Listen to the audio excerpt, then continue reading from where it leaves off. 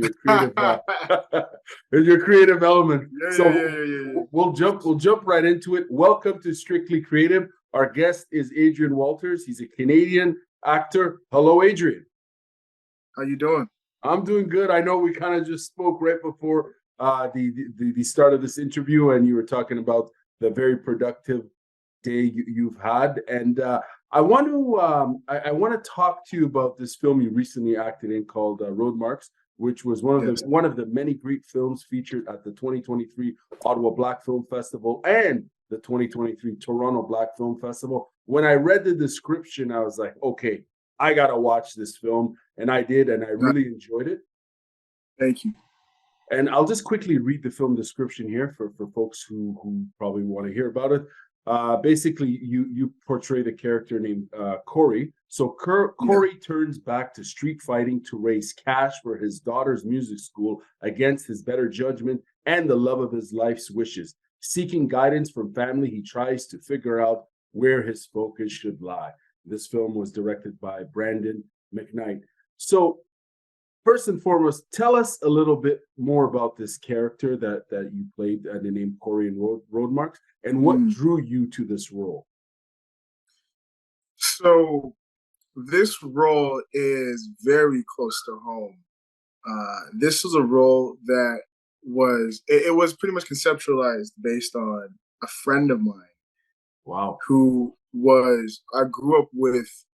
I've known him since I want to say 12 or 11, and I'm 29 now. So that's a long-standing friendship, right? And we have grown up so close. Like, he's literally like a brother to me. Blood couldn't make us closer. And he found himself in a moment in his life where he was having a very tough time, you know? And because I'm his brother, I was like right there experiencing it with him, like up close and personal, and trying to be like wise counsel, for this person, because I love this person, and try and steer them away from harm's way. But in their mind, like the character, they figured that what they were doing was of service because it was allowing them, like what they were doing wasn't harmful because it was allowing them to be of service. It was highlighting like that inner need to feel like you're making a contribution to the people around you that you feel like have given you so much. So you feel like you have to do your part. And, some people think that, this is all I know, and he found himself in that space, and because I was so up close and personal, like with it, and like it was very taxing on like the friendship, very taxing on so many different ways.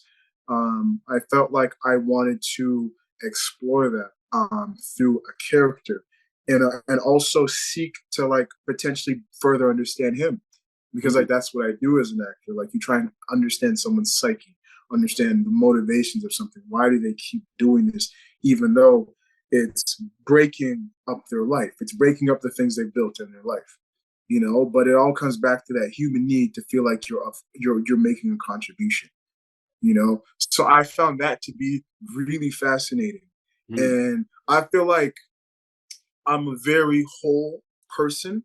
Like, anyone that knows me, anyone that's close to me knows that like I take pride in and like make it a point to have like a daily regimen in like nurturing my inner self, my spirit, my relationship with God, self-love, all of those things to make sure like I'm intact, because I feel like in this industry you gotta be solid, or you can lose your way.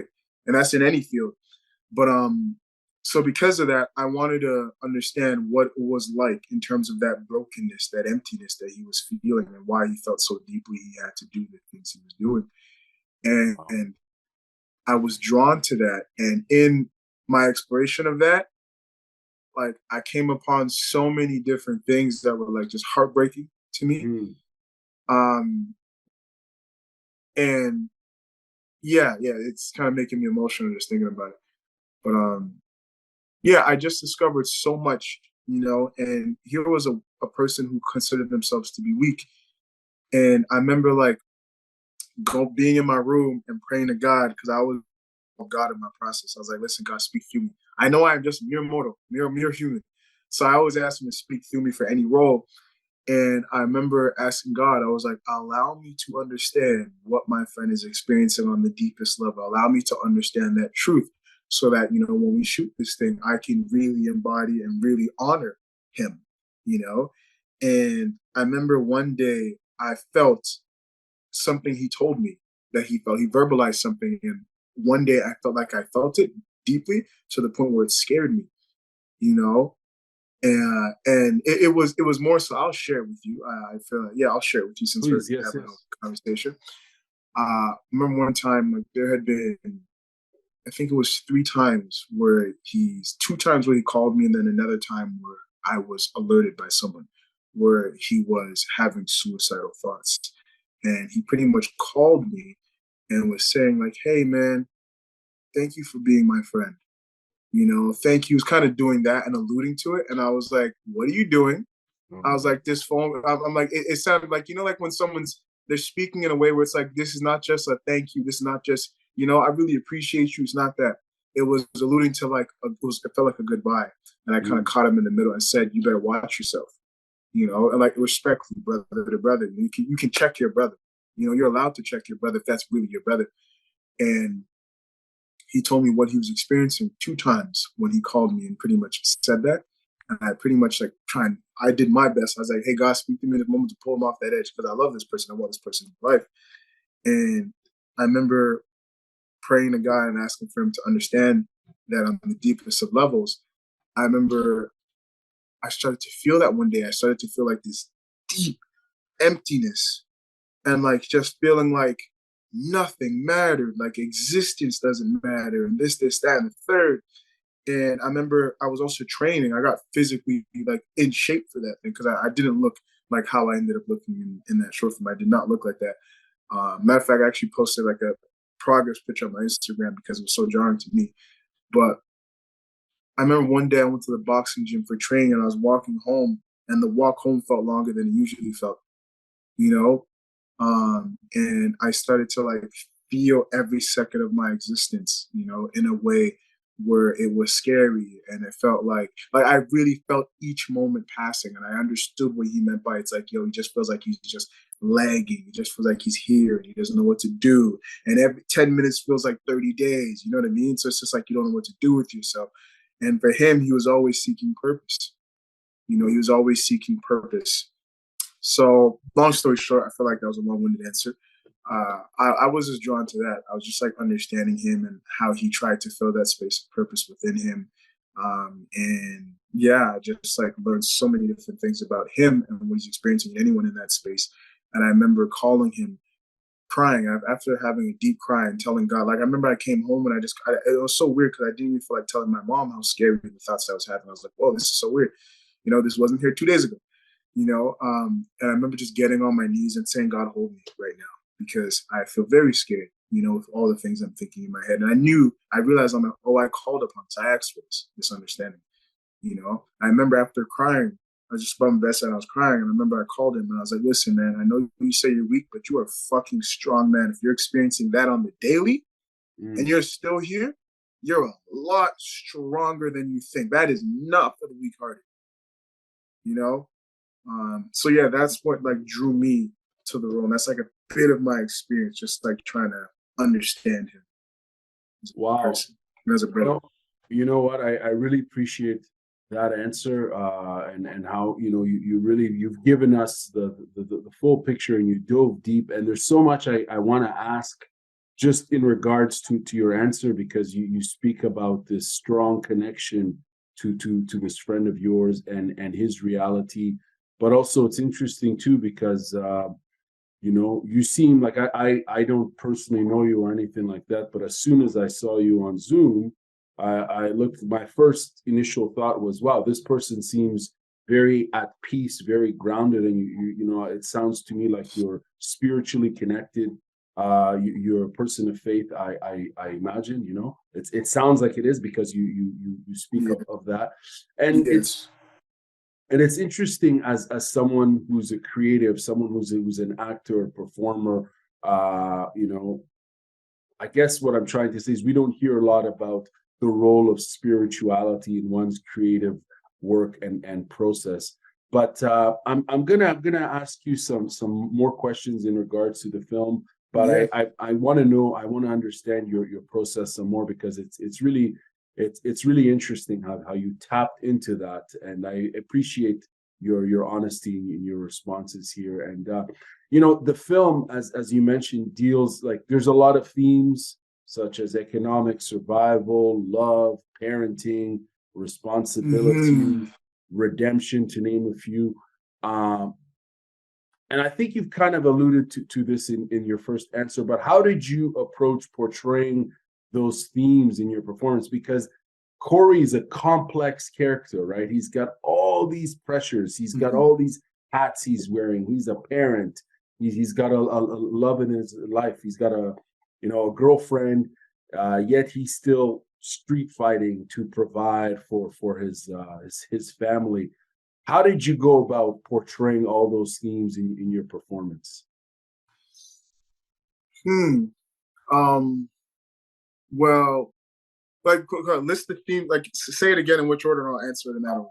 Absolutely, yeah. So there's all these complex sort of themes. Primarily, it's this economic survival, right? This Yes. need to, Economic survival. you got a job, you got to work, you got to provide. There's a theme of love, like his relationship Yes. with his girlfriend. Okay, we'll answer one by one. Sure, sure. So for the economic bit, I knew that personally. Like, for my first couple years of acting, I made little to no money. So I knew what that's like to have to hustle. I was folding shirts and jeans at Guess clothing store. I don't know if you know what Guess clothing is, Yeah, but yeah. the clothing brand, and I was Yeah, I of was course. folding clothes at Guess, for my part-time job, make my money, and so I know exactly what that is. And I was also working at a restaurant at the time, you know. So, and I remember I just gotten, so like, I'll also tell you the backstory of ROADMARKS. So ROADMARKS was a film that six other individuals and myself funded. We came together and funded that project, and it was all completely conceptualized by us. And I remember at the time, like, because of my idea, I was the lead funder in that project. So I had to work and pick up as many hours as I possibly could to get the job done, in terms of funding the project. So I knew what that was like economically, like him saying, like, crunching numbers, and there's a timeline, it's like, yeah, we can say, we can work this part-time job and do this, but it's like, listen, we need this money because we go to camera on this day, so it's like, where are we going to get that from? I've been in many situations as an actor where you're trying to, because you're pursuing what you love, but you also realize that you also have to feed yourself, Mm-hmm. So with that experience, I feel like anybody, coming up and with a dream or goal can understand, that economic struggle, of trying to figure yourself out, trying to figure your life out and provide. Also when you have people that are counting on you, which is leading into parenting, Right. you're like, when you're responsible for another human being, you really, like, I don't have kids myself, but I just know that, like, I'm very close to my parents, my father. I've been very blessed, to have my father and my mother in my life, my entire life. And God willing, we get to, live out many more years. But I've had them in my life, and I've also seen moments where it was tough, and understood that struggle, like a parent's eyes when you ask them for something, they feel they can't give it to you, how they kind of wear a smile on their face, when really it's, I don't know what I'm gonna do. I just made a promise that involves me throwing my hat way over the fence, and I need to go get it now, Right. Yeah. So I understand that, and even to this day, like, I feel like as I mature as a human being, I'm learning things about my parents, and I'm learning that they're not. I feel like we alienate our parents. We kind of look at our parents as aliens. I noticed, where we almost feel like they're not human beings. They don't have feelings. They don't have dreams. They don't have goals and stuff like that. And they do. Like my mom and my dad. Each day I look at them, to me they start to look like babies now. Or my mom will smile about something, you know, like you'll compliment her on something and she'll smile about something and you're like, whoa, like I can tell that really made her day. Like she really wanted to hear that. You know, she really Mm. wants to hear good job. You look nice. You know, my dad will come and get a haircut and he'll spend as much time around me walking around until I take notice of it. You know? I'm like, okay, you're looking like a young man. We're Jamaican, so the accent comes out. Right? He's like, oh, you're kind of looking like a little man, you know, and stuff like that. He's like, yeah, I know, let's go to the barber, you know, little something, something, you know. So I understand what it is. Like, you know, they're human beings. They have hearts, you know. So I feel like I really understood what that was, you know, just through living and being an empathetic human being. I can understand what that is, and someone who wants to provide and feeling like they can't. I know what that is, you know. Mhm. Yeah. Right on. In terms of the role, so you mentioned that there were six of you guys that funded this project, right? So you guys were Yes. very invested in this, obviously. Um, did you have, like, in terms of acting techniques or methods to get into your character, for those who are, for those of us who aren't involved in your industry or your art form acting, how do you get into the zone? Are there particular techniques or methods you use to get into a particular character or portraying a character? If you could kind of educate us on that, please. There are like a lot of techniques that are flirting around in the industry, and I'm sure one of them you've heard is probably like method. There's like Meisner, um, and I would say that like I don't really want to say like I subscribe to a particular thing because I feel like the process of acting is pretty much a mixture of all of them. You know, like Meisner is kind of like you take what's in front of you and you work off of that. You know, you kind of play a nice game of tennis. That's Meisner. Whatever's happening right now, we're doing that. So if you say hello, I'll be like hello, and you're like hello, I'll be like hello, hello, hello. You know, it's like that. It's like Mm, it goes. It's best. Whatever you give me, I'll give you. You know, right. which what acting is at its best. It's like it's this connected game of tennis. And then there's method, which is to immerse yourself as deeply as you can into the process of what that person is doing. So method pretty much means like you do your best to take on the life of that character. It's like you ask yourself the questions that aren't on the page, aren't in the script. Like, what is their daily routine? If they're a fighter, that means they fight. You know, Mm, what? How do they get prepared for that? How do they preserve their body? You know, how do they do all these things? How do they keep themselves sharp? So for me, I pretty much I enrolled myself into a fight class, a boxing class, nice. which is like 10 to 15 minutes from my house, and I'll go 3 times a week. I started doing like push-ups, sit-ups, so push-up crunches, sit-ups, jumping jacks, high knees, running on the spot, all that stuff every day. And I would do like 200 to 800 reps of push-ups every day. Wow. Wow. Um, yeah. So for like the span of 3 months, and it completely transformed my body. It completely transformed my mind and the sharpness. Like I've never been more disciplined. Mm, I got to a point where I was like, oh my god, I think I'm actually fully in control of myself. You know, in wow. terms of like urges and stuff like that. Like nothing could tempt me because I would keep things out of my point of view, like sweets and stuff like that, because I have a little Mm, bit of sweet when it comes to candy. So I was like, I can't eat that. And I was working at the keg, you know what I mean, trying to pack in them hours so I can film this film. And I mm. remember, they were offering us brownies. They're like, hey, Adrian, you want that? And I'm like, I'm good.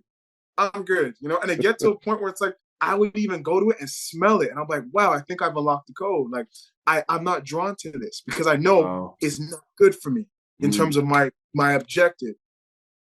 So I've really immersed myself in the lifestyle of the character and yeah, going to fight classes, training every day, and pretty much like working the material and also conversing with my friend's partner at the time about what it was like, being in that relationship with him. And so that's pretty much like how I invested my time into preparing for it. And she just pretty much gave me the play by play of what it felt like, and I just tried my best to like do that. Right on. How much weight did you say you gained in those 3 months in total? Like, yeah, how much did you weigh In before? And 3 months, uh, I probably put on maybe, I would say 15, I would say 12 to 15 pounds of muscle maybe. Wow. And Wow. shredded my fat away. Shredded like I was dumbfounded. Like I had veins in my abs, and I was like, I've never experienced this in my life, you know. That's And you know awesome. what's funny? You want to hear a funny joke? What got me to believe that I actually could do it is like What's my that? brother's a personal trainer, right? Okay. But he's very regimented, and he does like the most, to keep his body in shape. But so he's always been training like that. So I'm like, Lamar is Lamar. That's just how it is. That's just how he's cut. He's that guy. Mm. It was after seeing Michael B. Jordan in the first Creed. It was seeing Michael B. Jordan in the first Creed because I had watched Fruitvale Station, and I'm like, he did not look like that. Like, I'm like, that man had no muscle to his name, Mm-hmm. in Fruitvale Station, and then he transformed himself in Creed. And I remember he was saying, he's like, listen, if you do the exercise and you work out, it's just a 2 + 2 = 4. Right. Your body has to change. Whether you like it or not, as long as you do the exercise, you drink the water, you eat the meals, your body will change. And that is exactly what happens. So I have to credit him that too. I have to literally credit him that. And then my Mm. brother for like obviously giving me the meal plan, training me. But Michael B. Jordan, seeing his transformation from Fruitvale Station to Creed is what gave me the belief that I could do that. Yeah, and I gained about 12 to 15 pounds of muscle doing that. It's impressive, man. In the film, we see, you fight and the way you move and your physique, and it is very impressive. And the fighting as well is entertaining. Of course, I'm a fan of combat sports, and one of the reasons why I wanted to watch this particular film first was because Mm, of that street fighting aspect. wow. And don't get me wrong, the film festival has a ton of great other films and so on, but I jumped to that. I gravitated to that first, and the themes and the subject matter covered in the film are very relevant, I think, to people who watch it, if they're fans of combat sports or if they're artists pursuing particular projects or goals. You know what I mean? Like, and Yeah. anyone caught up in a certain reality where they seem to think that this is the only option they have, if it's unfortunately, if it's even criminal activity, to some extent. I'm sure we all know folks who've been in situations like that. Unfortunately, I'm not saying it's right, but it's the reality of the economic reality of certain communities across the world, and so on. In regards to the fighting, so you took boxing lessons. You said at a gym not too far from your place in Toronto. Yeah. How was the experience there training with the with the coaches and so on and fellow boxers? And did you tell them what your intent, what your goal was, and why you were there training? And if so, what sort of advice did they give you? Yes, I did. I went in day one and I was like, listen, man, I have this objective of how I want to look, how I want to feel, and how I want to be confidently on my feet in terms of like standing in front of someone and feeling like I have something, like I can throw something, you know what I mean? And they were like super open to that. And they said, like, this is the perfect place.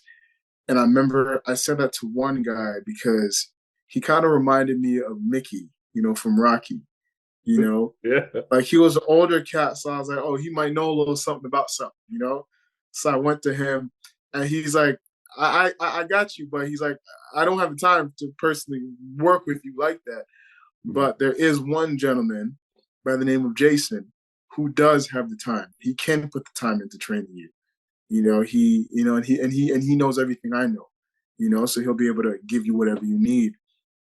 And I remember they told me I can take this class today, but come back on this specific day and he'll be here. And if you talk to him, you can exchange numbers and you guys can kind of move from there. So I pretty much went in there and I just took part of the group classes. I just jumped into the group and he knew my objective. So he would, in certain moments, isolate me to make sure that, like, I had proper form. And then I would go on Sundays where Sundays was like, so throughout the week was like our private was kind of like group sessions. And when I would go on Sunday, not many people want to leave their house on Sunday, you Mm, know. So that was more like a private session, you know, where he would come in and he would focus on me. He'd be like, all right, you know, like, you know, hold your hands like this, you know, all right, now come at me like this, you know, and then he would like go like this and like have you duck and like get all the movements, you know, and get all those reflexes in. And he would give me little assignments, you know, mm, of like certain things you can do at home that kind of trains your body to react, you know, in fights, you know. And if you're involved in the fight, well, you know this. Like any fighter knows this. It's like you do certain exercises, and you're like, I don't see the point of this. And then next thing you know, you're in front of someone. You're like, oh wow, I'm quick. I can. Oh wow, I'm ducking that. Oh, I get that motion. You know, that range of motion, duck, and then, you know. So he pretty much put me on the bags. They told me. They also told me that it won't be easy. You know, mm, they're like, listen, man, you'll learn it. You're like, you know, you're gonna learn it. It might feel weird, it might feel awkward, some of the things we're gonna have you do. But if you just trust the process, you're gonna see results. And I remember just doing that.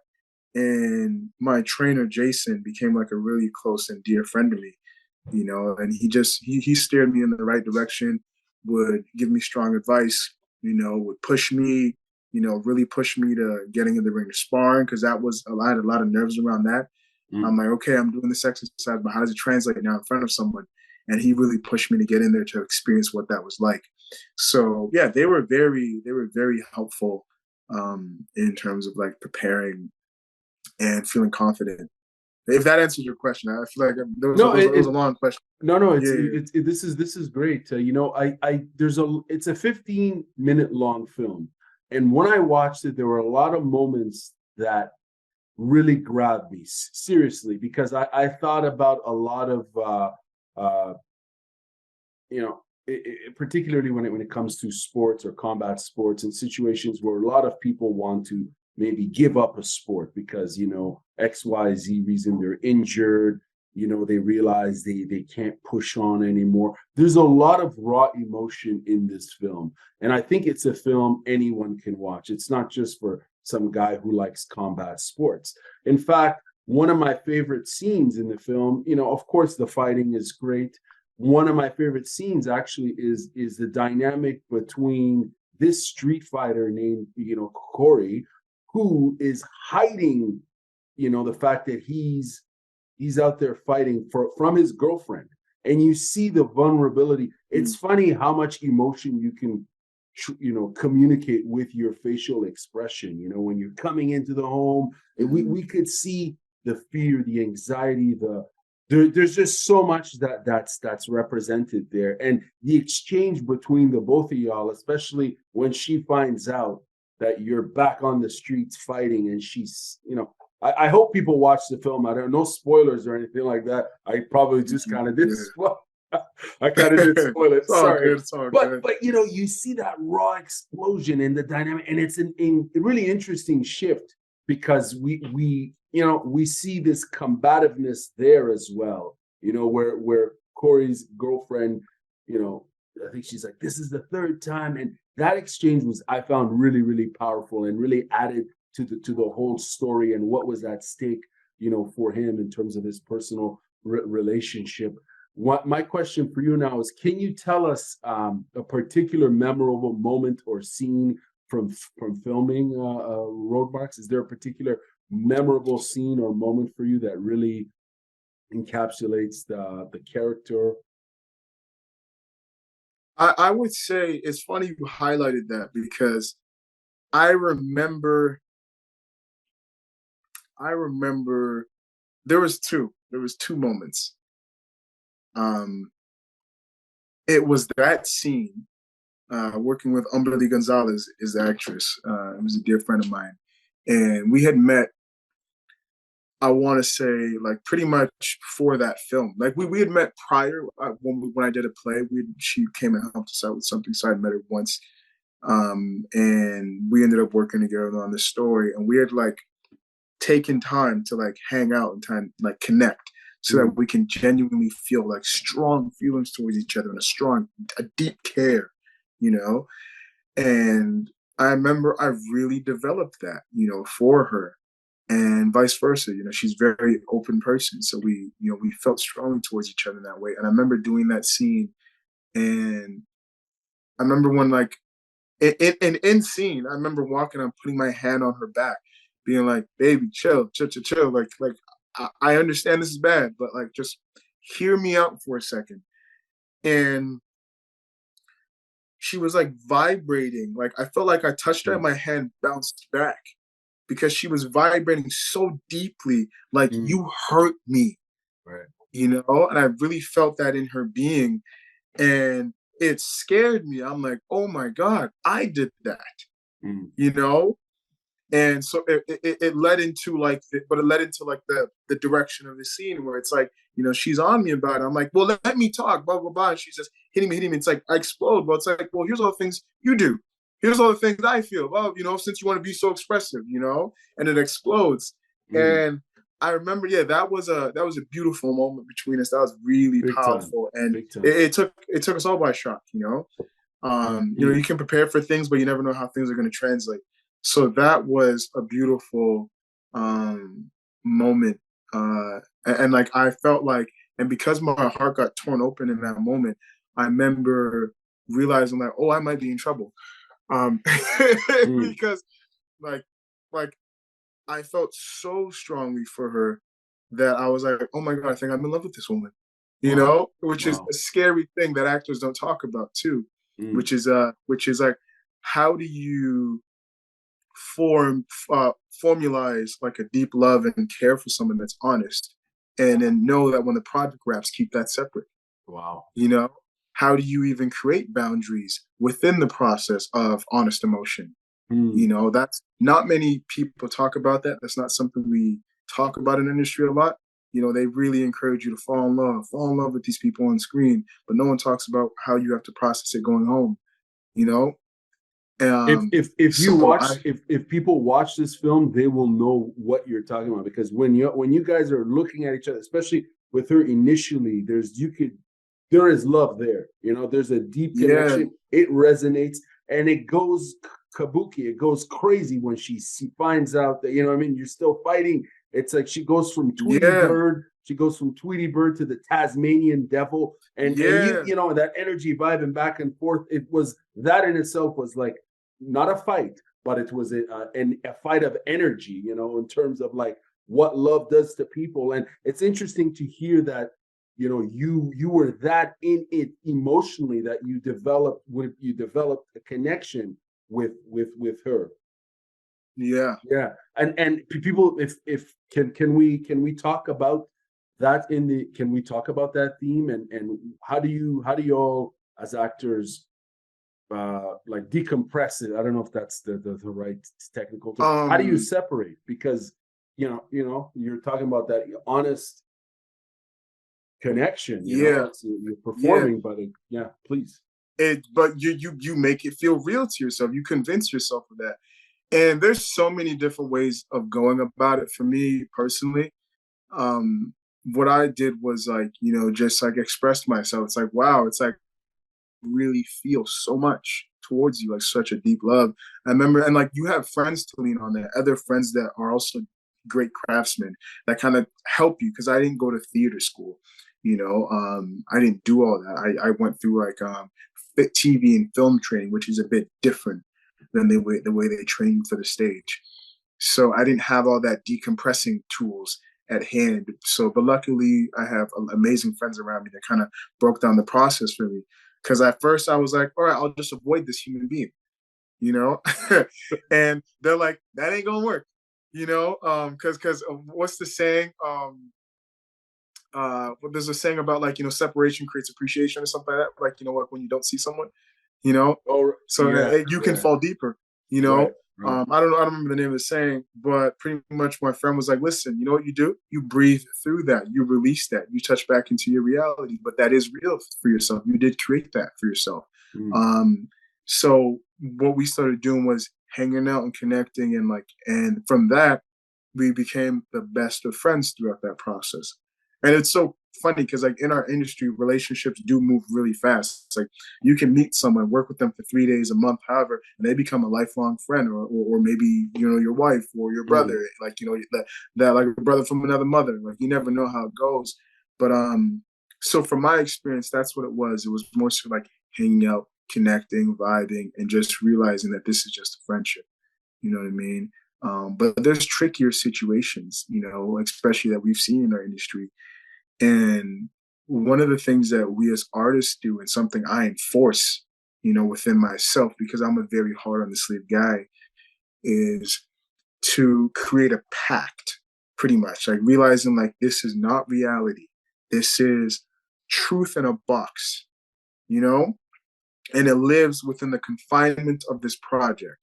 And beyond that is no more, you know, especially for things where you have to be deeply intimate with someone. But understand, outside of that box, you did create, you know, a real love and care for that person, and that does exist. But anything intimate is not. You know, that's just truth locked in a box, because you'll find yourself in situations where you are a married person and you go into a project having to play a love interest with someone. It's like, how do you navigate that now? Wow. You know, where Yes. you don't bring harm to your home. You know, you don't chip away at what you built, you know, where you're from, you know.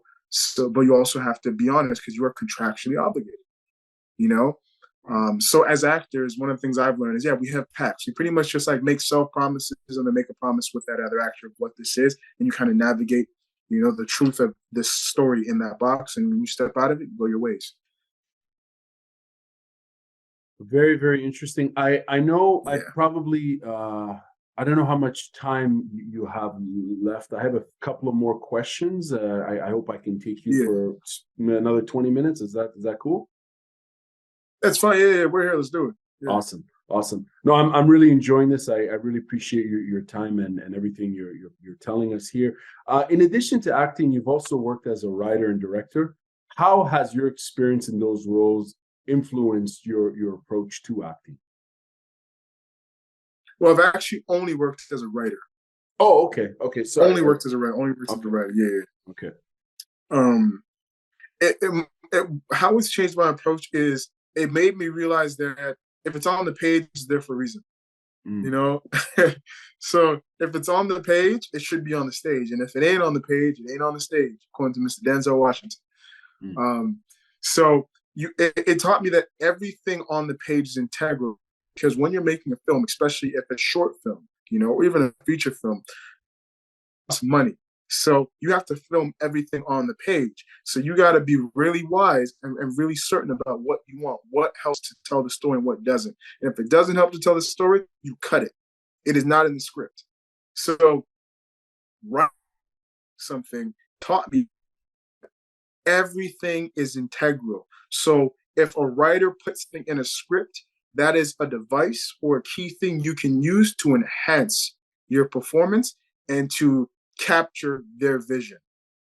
So that's pretty much what it taught me. So it's like, take everything in, like read it as much as possible and really spend time with it in a way where you can mine the ideas that were put into it, because it will enhance your performance. So that's pretty much like what I've learned from writing myself. Right on. What do you think in terms of what do you hope audiences take away from ROADMARKS after seeing it? Well, what do you think? What is the expected outcome for viewers? What should they take away from this film? You know, it's so interesting because I never thought too deeply into like what I ultimately like. I hope that they just take away a personalized experience with it, and like whatever that means to them, and hopefully like understanding towards people, like things aren't just black and white, things are gray at some times, and and to like give people grace and like give people space and grace, because a lot of people are fighting, inner demons, things that they're vocalizing, things that they're not vocalizing, right? And at the end of the day, that nobody's perfect, and that we're literally all just trying to find our way. We're all trying to figure it out. It doesn't matter how rich, how set up, how poor, dead broke, generational wealth you have, or whatever it is. It's like no matter where you find yourself, if you are breathing air, you are still trying to figure things out, still trying to find your way and to navigate this human experience and make sense of it for yourself, and everyone is trying to make a contribution, and how they, decide to make their contribution will tell you, a lot about them. But give people grace, because, you can easily be that person, you're not too far from anything, so I really hope like people just like leave with like deeper understanding of people, and yeah, grace and space and grace, to be themselves and to figure themselves out, and obviously it can be very tough at times. I personally have that experience in my own life with my friend, as I told you. But yeah, keep loving on them, keep sending love and keep checking in, and just like, hopefully they figure things out, and win their battle, like whatever that battle is, hopefully they win it. Right. So it's like almost having compassion and empathy for people with this space and grace. Is that what you mean? Yeah. Oh, did I just cut out? I think I may have it's cut definitely out. it is definitely that, like compassion and empathy towards people, as much as possible. The same compassion and empathy you would want, from someone. Right. Few more questions for you. What inspired, and you probably get this question all the time, so I apologize if I'm hammering this question again, but what inspired your journey into performance arts and acting? What sparked that interest?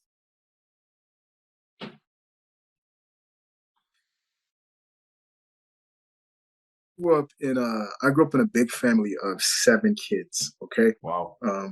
And did that chip out? Yeah, 7 kids. And my parents, my mom specifically, was very adamant and very proactive in like helping us figure out like what each of us like most gravitated towards. So she would put so many different things in front of us, from coloring books to guitars that ended up getting broken, pianos that we didn't play with our fingers but our feet, flutes that we pour juice into, just being a mess, and but she was very proactive and like just consistently putting things in front of us to see what it is that we wanted to do. And one of the things that I gravitated towards was, the television, was watching movies, was making impersonation of characters and making my brother laugh. My brother that's older than me by 2 years, I would always enjoy making him laugh. And like my stories about it to this day, I was like the house comedian, and I still am to a degree. But I'd always love making people laugh. And I would watch movies and it would inspire me, And it was something that like I always had in the back of my mind that I wanted to do, but I never really like went out and did it. It was just kind of existing back there in a thought. And I remember coming to the end of high school, and realizing that it's like, oh man, like I don't know what I want to do yet. I was like, damn, what do I do? Everyone's going off, everyone has figured out. And I remember thinking to myself, well, I feel like this is something that I wanted to do. And I was still thinking about it. And I picked up a construction job and made money. And I remember sitting on the balcony one time at this place, well, not construction, renovations. I was sitting on the balcony renovating this condo on my lunch break. I remember looking out and seeing like a Caribbean family selling fruits out of the back of their van. And they looked so joyful. They looked so in tune. Like, like they were probably in retirement and they were just like, it was something that they were doing and they felt like they were really giving themselves. It was really beautiful. And I remember thinking to myself, like, this is nice and I'm making money, but I don't feel like it's the aligned thing that I'm supposed to be doing, just doing renovations. So I was like, I think I really have to take a look at this acting thing, And so I went online. I started sending out emails. I didn't even have a headshot. I was just like, hi, my name is Adrian Walters, and I would like to, be represented by you. And I remember my agent that I have now, she pretty much emailed me back right away saying, hey, we're not expanding in your age range or type. Thank you. I'm like, she didn't even see my photo. Wow. When I realized it, I'm like, she only deals with people that have some track behind them, So she pretty much just said, too green, too new, no thank you, But in leading up to that, like in doing that, like pretty much sitting down with agents, I ended up signing with one who took me on. and gave me, the space to be able to like learn this industry. I started taking classes and whatnot. But ultimately, it was Leonardo DiCaprio and Denzel Washington that really inspired me, like overall, in terms of like, I want to do this. Like I remember watching Leonardo DiCaprio in Blood Diamond, and Jacques Hounsou as well, and Denzel Washington in John Q. I remember those two performances were very pivotal in me wanting to become an actor, and like feeling like it was something I was being called to, where I could express myself and like offer something, from me, like literally out of my being that could be of service to someone and contribute to something, whether that's like multiple things, like the art form as well as anyone who's watching it. And I remember watching Blood Diamond and being so fascinated with how I was so entertained by Leonardo and Jamin Hansu, and at the same time learned about something that I didn't know that was very important, which is like conflict diamonds, what happens in Africa and how many people lose their lives, people that look like me, just so that diamonds can be shipped to America and sold for all this money when they're taken and stripped from Africa for next to nothing. So I found that so impressive that, well, you entertained me, but at the same time, you taught me something, and then on John Q, I was entertained and I was really deeply moved by Denzel Washington's charisma on screen and his ability able to hold your attention. And that kind of set me on the path of like hoping to be able to do that and potentially work with them, so that kind of like inspired me. And as I started getting going, I remember realizing, like having a moment one time when I was walking home and like hearing God's voice and having this feeling in me where I was like, oh yeah, I know this is what I was sent here to do. This is like part of my mission here. I can feel it so deeply. Wow. And that kind of like set me on the course and never looked back since. And it's been by far the greatest adventure. And stepping into anything that you feel like you're called to do, one of the things you also learn that I love and I found out is the character it minds within you. It's literally it's the character that is mined within you. Like the pursuit alone is character development, because you learn so much about yourself. You learn how you react to when you hear the word no, and when you hear it 10 times in a row, when you hear it 30 times in a row, you learn a lot about yourself when you hear that, and then when you hear yes, you learn something about yourself, then you start to learn about validation. You start to learn about, where you draw your sense of worth from, your sense of fulfillment, so you really start to go within yourself and start to put things in place and put things in perspective in a way where it allows you to walk around the world as a fuller human being. So like that's one of the many things that you learn and you take away from the craft, pursuit of the endeavor of like this craft that I am eternally grateful for, Wow, that is incredible, man. I'm curious to know what advice would you give to say someone, what's the best advice you'd give someone who's pursuing acting? You've kind of, I think, answered it by telling us your story. It was something you were drawn to. It was a calling, right? It was something that enabled you to communicate with your being, right? And tell these stories. Yeah. But it sounds like there could be more there in terms of what advice would you give to people who want to pursue this performance arts and acting? If you believe in God, I would say keep God first. He will always be right there with you every step of the journey, at your lowest and at your highest. And make sure you love it for the right reasons. It can't be for money, but if it is, by all means, there's many ways to navigate this business, but I feel like you really have to love this thing as in anything. So I would say keep God first. Make sure that you love it for the right reasons. And if nobody paid you to do it, you would still do it,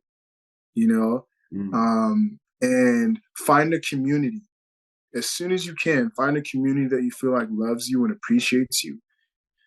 Because that will be something that, you have God up there taking care of you and the right things, but you also need people down here, to like be able to lean on, people that you can relate to, people that When you think you're the only one experiencing a low, someone must tells you you're not alone, and you should smile because your blessing is right around the corner. So you need that community. Work on your craft. Work really hard on your craft. Like, I don't feel like acting was something that, like, when I started out the gate, I felt like I was good at it all. It was just like pure excitement, joy to like feel like, oh my God, like I know this is what I'm supposed to be doing. Doesn't mean I'm good at it yet, but I know this is what I'm supposed to be doing. I feel like you need patience. You need patience, and not just your own, but divine patience. Because your patience can come to a limit and test. Sorry, divine patience. Wow. Okay. Interesting. Yeah, where you realize that it's like you may feel like it's cracking, like you're at your limit, and realize that you're not just like you're waiting on God. You're not necessarily waiting on them, but like God to show you. It's like, listen, because I feel like God wants to give you everything that you set out for, but He wants to test you before He gives it to you. So that when you get thing, you're the person that is ready for the thing, that can actually handle and navigate the thing. It's like, how many people win the lottery and they say within 12 months all the money is back in the hands of the rich, or majority of it, like 80% of it, right? Because the millionaire is not the money, the millionaire is the mindset. You know what I mean? The navigation of the understanding of money.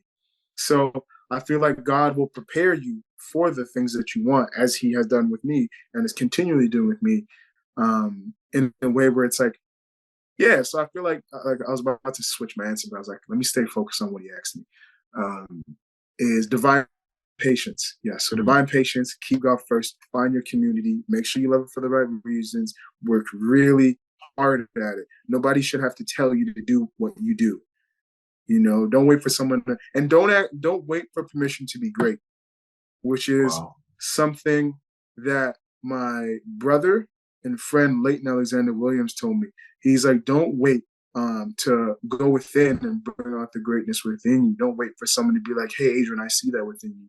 No, do it yourself, because it's in you. Any actor that you admire, that is all within you. Everything you've ever seen them done is within you. Their way to the craft may be unique, but the way they're able to move people, the way they're able to make people laugh, that is all within you. And another thing, and pretty much lastly, is lean into your own uniqueness. Be you. Like whatever it is that stands out about you, that people love about you, people notice about you off the bat, lean into that, because that is calling card. No one else can do that. Like me and my brothers, we go up for the same roles all the time. But when we even help each other run lines, because we don't really look at each other competitively. It's like, listen, man, as long as it falls 1 through 7, we're good. Somebody's eating off of it. You know what I mean? And that's how we feel.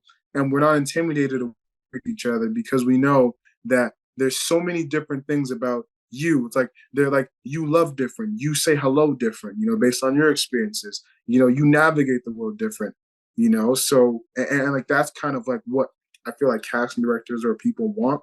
They want your uniqueness with the text on top, So don't come in bland. Lean into who you are and be who you are. Like for me, it was like vulnerability, hard on the sleeve. So sometimes I would shy away from that, saying like, oh, maybe you feel too much, Adrian. Maybe you're a little too vulnerable. And then my friend Leighton, once again, gave me permission. He looked me in my eyes and told me that the fact that you can feel as deeply as you can for someone outside of yourself is a superpower, because not everybody does. He's like it's no coincidence that you happen to be in the field that you're in, because that is exactly what you were being called to do. You were asked to take this text and to feel as deeply as you can about this person in the page, within the fine lines of this, with another human being, and tell a story. And that is something that comes natural to you. He's like, do you see the way God has lined it up for you? Or is it just me? So lean into your own uniqueness. Yeah. Incredible, man. Honestly, this is probably the best advice I've heard, and I've interviewed all sorts of different people in different sort of creative expressions, you name it. And I really, really, truly appreciate what you're sharing with us here. I can't even speak. I'm so overwhelmed by no, seriously, bro. This is it's incredible. I really I appreciate that. I'm gonna ask you two more questions because I don't want to take up more of your time. This has been really fantastic. I'm curious to know now you've been active in the industry now for several years. Yeah. Have you seen any progress in terms of representation and opportunities available for Black Canadian actors? What are your thoughts on that? Yeah, I do feel like it's getting better. It's not all the way there yet, but I don't like to complain. I like to be a part of change. I don't really like to complain Right. about anything because it's like with all the complaining that can be done, there's someone that is going out there and figuring it out and being like, hey man, this is what they gave, but I came out and made my own way, Mm, like the conditions for Denzel, were pretty rough, but he still made it through. Still made it through. So it's like I like to view things in that way. But it is getting better. It is definitely getting better. Like I feel like there is material being created nowadays that is like Black focused. You still see tokenism. That will always be there. Hopefully it does change. Where it's like, white, white, white, white, and then that one Black person, so that's still relevant in our industry, but I do feel like it is changing, where you have, like a Black Panther, you have a Creed 3, where, two Black giants, young kings are leading a film, and you're going there for both of them. No one person is taller than the other, because that's something that has been rooted in the industry. So, like, pretty much saying only one can go, really mhm. rooting that into like a Black person's mentality as an artist, But I feel like we are seeing like those doors being broken down. We're seeing Woman King, we're seeing those films, specifically with darker skinned people, which is important because that is representation. And even like I'm working on a project now, and I'm the lead of it, and I'm working with this amazing director called Fitch Jean. He's this Haitian brother out of Ottawa, phenomenal filmmaker. The world's going to hear about him in a very loud way very soon. I give it a year and a half, and Hmm. you can hold me to this. We can date this. Timestamp. Sure, What was time? sure. It's 9/12 on April 4th. Tuesday, April 4th, 2023. That's Big right. deal, myself included. Hey, you know, you're gonna hear about us. You're gonna hear about us. We're working on something that's really special, and Interesting. it through and through is like 90. I want to say in the cast. The cast is 93% Black Wow. and ambiguous. As well as the crew. Even the casting director for this project is of African American descent. Her name is Hannah. Mhm. And I feel like that is so special because it is rare. you know. So I feel like with the conversation about representation, I feel like it's upon us, to be as like while we're having the conversations with different cultures, white people, Black people, Asian people, Indians, what have you. I feel like it is on us to as we're having those conversations, setting up things in place, like points of action. Where Right. it's like, all right, we're having this conversation, and here's a project we can tackle right now that doesn't just keep it at words, but actually as a movement forward to change. Mhm. So we're working on something right now, and that's been a blessing. We're going to camera next month, May 14th, I believe. In Toronto or in And Ottawa? no, in Ottawa. In oh, In you're filming in Ottawa. Ottawa. Yeah, in Ottawa. Yeah, I'm Okay. from Wow. Toronto, but I'm Right. shooting it in Ottawa. So that's gonna Okay. be really fun. That'll be my first time over there. And it's about a young man who's Rwandanese. So that's even Wow. further, Okay. representation. Someone whose family who survived the genocide. Wow. And this Wow. is a Wow. 10-year commemoration of what life looks like for them. Hmm. Post that experience, and this happens to be a family that was so traumatized by it they never spoke about it. The minute they left, they just tried their best to forget it ever happened, as if it never did.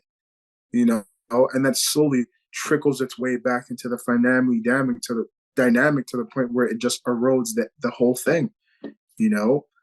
and seeing like what's that like navigating that through a young man's eyes who's also dealing with trauma, which highlights, you know, the Black community, because like Black community doesn't really believe in mental illness, doesn't really believe in trauma. You know, that's another conversation. I'm glad you mentioned that. I'm sorry to interrupt. I'm glad you mentioned that because I you know, I'm originally from Ethiopia. I'm Canadian, but my parents are from Ethiopia, and I can tell you in that culture that I think the whole of Africa, but East Africa, I don't want to speak for everybody. The idea of mental health is like no one talks about it. It's not, you know, there's huge stigma when it comes to the topic of mental health. So it's really interesting that this project you're working on is going to be exploring on all these important themes because they're very relevant in all of our lives.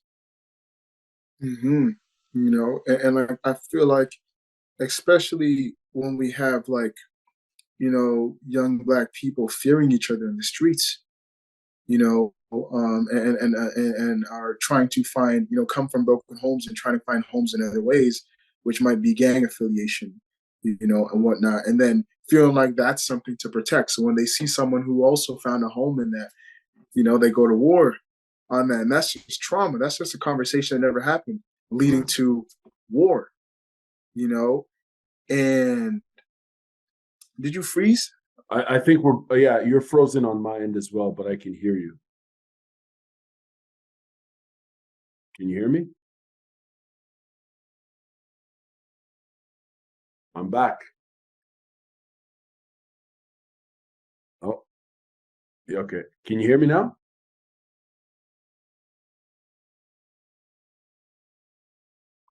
Oh my, are we back? Yeah, we're back. We're back.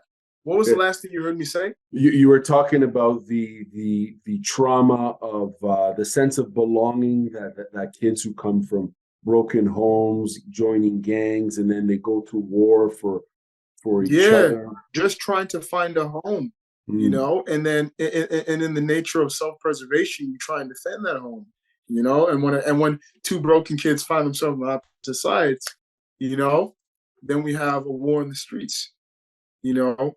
So I feel like this story navigates that, not necessarily war in the streets, but like there is a bit of that, like people trying to find homes. Like we do explore that within the story, but it's like as young Black men, I feel like we need to talk about things more. Like if you are experiencing trauma, you need to have those conversations. You need to say, hey, you know, like, you know, like I noticed myself getting triggered, you know, like you said something and technically you didn't really mean any harm to me, but I noticed myself being really angry.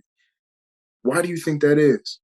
You know, and having those conversations and seeing where it leads. You know, I don't think therapy is a bad thing. Self-love is important, you know, and self-care is important. So yeah, we explore those themes, you know, within our story, like a man trying to navigate his experience and in a way, you know, not model his parents' journey because they never talked about it. So it's only natural for him not to talk about it, you know. And then sometimes it gets to a point where things are too late, you know, where you go to the point of no return and you can't come back from what has happened. Right. You know. So yeah, that's just like some of the themes we're exploring in our film. And then my brothers and I, we're gearing up to do another feature film as well, that I can speak a little on, because like we have to put it in, we have to like, we have to go into production first before I can talk too much about it. But it also explores that same theme of like people coming from broken homes and what that's like navigating trauma, you know, in a world where, you know, based on your experiences and the way you try to survive and live your life has protected you. Now realizing that that no longer serves you, you have to go in the opposite direction. You Mm. know, you have to choose to be vulnerable. You have to choose to talk, open up, you know, allow yourself to be seen and not feel scared by that, you Wow. know? So yeah. So like two amazing projects we have in the works. One that we're currently about to film, and one that's going to be put in production that I'm really grateful to be a part of. And it further solidifies like and reinforces like why I stepped into this world of acting. You know, feeling like, you know, I can offer something and be of service, as well as entertain, but also touch on something that's very important. You know, Mhm. kind of hiding the lesson in the medicine. You know, So that's it. That's like why I got involved in this industry, and I'm very grateful to be a part of like things that are in alignment with that, and like carrying out the mission, really. Where can we follow your projects and all this activity? Because I'm really curious to see these films and projects. So where can where do you post about this? Well, what's my Instagram? You can always follow me on Instagram. On To be Instagram, honest, okay. I'm not the best with posting to Instagram. I'm not the best with posting Instagram. I feel like I keep a lot of things to myself. But let me grab my Instagram handle if I remember it. I'm gonna tag it in the interview. All good. I'll tag it in. Okay. So yeah, you can follow me on Instagram. You can also follow BDB Productions Inc. _, I believe, which is like the production company. Okay. And for the other film that we're working on right now, it's called It Comes in Waves. And that's the title of like, highlighting trauma. It doesn't just land in one day, it comes in waves. It comes and it goes until you address it. Wow. And you want to get to it before the wave is too big and you're no longer in control. That you can follow through Lens Film, at Lens Film, or director Fitch Jean, who's the director and writer of that. So that's pretty much like how you can keep in touch with like whatever I'm up to, and yeah, pretty much get the loop on like what we're doing. Right on. Well, I'm definitely going to be following up on that. I'm curious about both of these projects and all the great work you're doing. I want to thank you very much for your time and for being very open and sharing all these for telling us about that film ROADMARKS, but also telling us about your experience in getting into the zone and your story as it pertains to your journey into acting. Thank you very much, Adrian. Have a wonderful evening. Thank you so much. I really appreciate your time as well, brother. Thank you for having me.